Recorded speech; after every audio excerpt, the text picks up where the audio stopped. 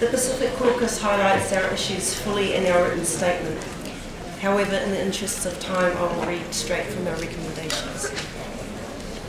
On Māori and local body representation, the Pacific Caucus asks the Permanent Forum to invite the New Zealand Government to implement the recommendation of the Crown-appointed Royal Commission that Māori receive 3 of the 23 local body seats on the Auckland Super City Council, this being consistent with the Government's Treaty of Waitangi obligations to protect Māori rights and interests in Articles 5, 18 and 19 of the Declaration of the Rights of Indigenous Peoples. On University of Hawaii's support for the Declaration, consistent with Articles 11 to 16 of the Declaration, we ask the Permanent Forum to call upon all universities of the world to follow the example of the University of Hawaii as Indigenous Serving University and to establish Indigenous language and cultural study centres of Indigenous peoples in their country, provide permanent teaching positions for Indigenous peoples in those study centres, and provide free tuition to university for all Indigenous peoples. On Governor of State of Hawaii, Linda Lingle, attacking Hawaiian land claim rights, and on American military abuse of Hawaiian trust sacred sites,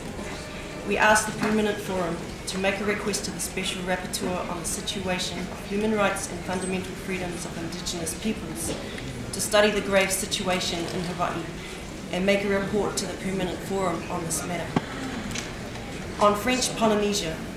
we also ask the Forum to make a request to the Special Rapporteur to undertake a country visit to French Polynesia,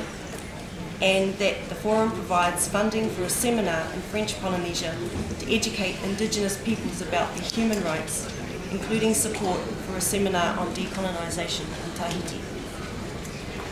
On Arifuru and Papua, that the Permanent Forum support the call by the UN Working Group on Arbitrary Detention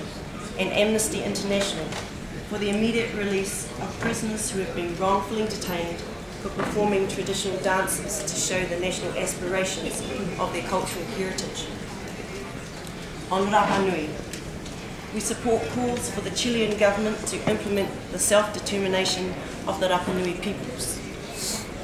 Finally, we ask the Permanent Forum to acknowledge the Australian government's move to support the Declaration in April of this year,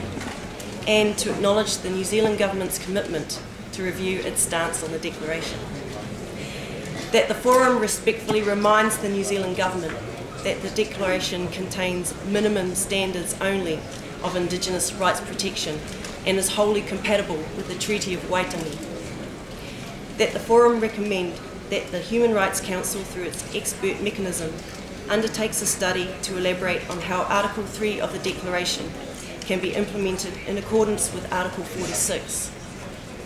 That the Forum engages with the United Nations Development Programme to elaborate on how Indigenous peoples can exercise our right under Article 23 while not limiting the right contained in other articles of the Declaration. And lastly, Madam Chair, we request that the Permanent Forum invite governments of New Zealand and America to adopt the Declaration and ask that all governments of the Pacific engage meaningfully with the Indigenous peoples about the Declaration's timely implementation. Thank you for your attention, Madam Chair.